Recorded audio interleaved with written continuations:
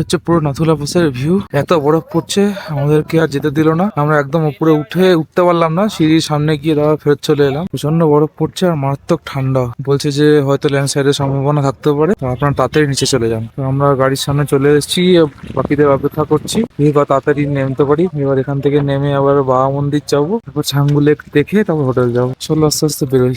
আমরা এখন চলে এসেছি বাবা হরভজন সিং এর মন্দিরে।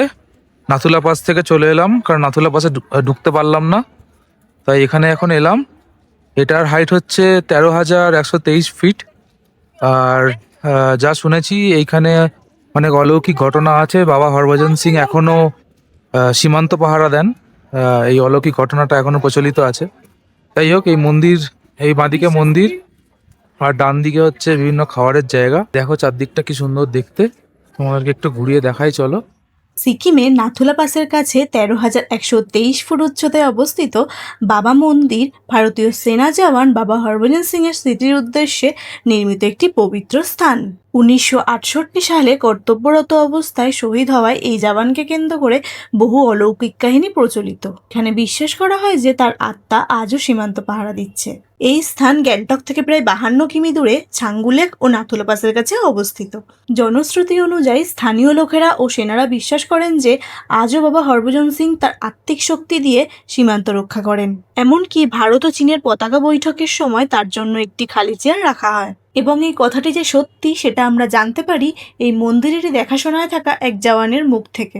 এবং এটি ট্যুরিস্টদের কাছে অত্যন্ত জনপ্রিয় একটি দর্শনীয় স্থান।